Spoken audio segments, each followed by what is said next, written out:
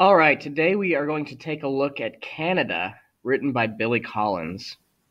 Billy Collins was, ironically, the former poet laureate of the United States, which is a very prestigious position where poets are charged to write poems about influential people and events that occur during their tenure as the poet laureate.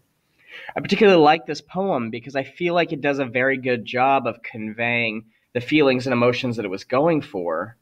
The idea of what it is like to spend long, lazy summers out in the wilds of Canada, lakeside cottages and things like that, which is kind of similar to some of the trips that I took as a kid.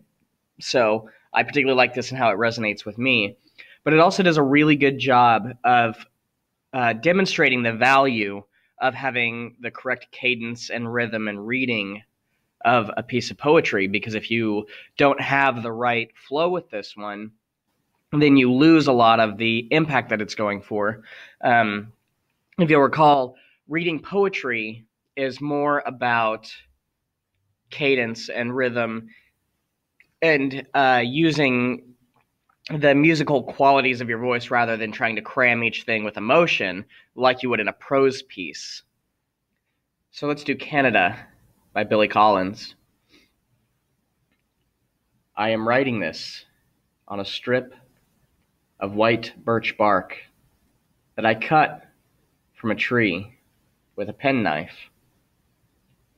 There is no other way to express adequately the immensity of the clouds that are passing over the farms and wooded lakes of Ontario, and the endless visibility that hands you the horizon on a platter. I am also writing this in a wooden canoe, a point of balance in the middle of Lake Couchiching, resting the birch bark against my knees.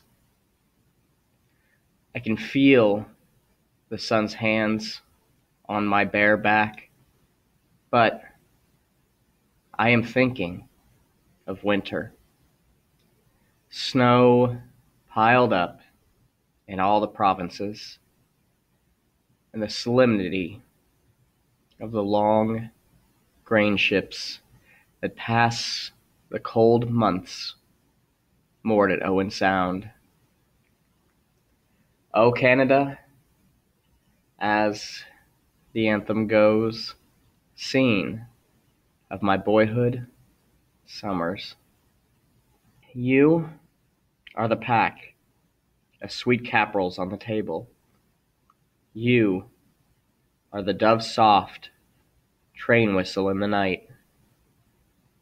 You are the empty chair at the end of an empty dock. You are the shelves of books in a lakeside cottage.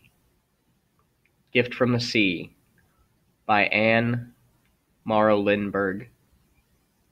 A Child's Garden of Verses by Robert Louis Stevenson.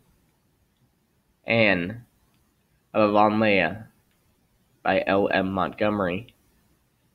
So You're Going to Paris by Clara E. Laughlin.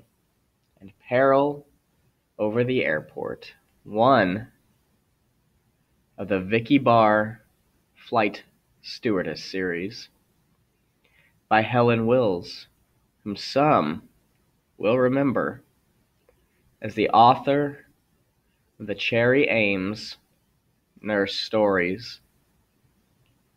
What has become of the languorous girls who would pass the long, limp summer evenings reading Cherry Ames, Student Nurse, Cherry Ames, Senior Nurse, Cherry Ames, Chief Nurse, and Cherry Ames, Flight Nurse? Where are they now? the ones who shared her adventures as a veteran's nurse, private duty nurse, visiting nurse, cruise nurse, night supervisor, mountaineer nurse, dude ranch nurse. There is little she has not done. Rest home nurse, department store nurse, boarding school nurse, and country doctor's nurse. O Canada, I have not forgotten you.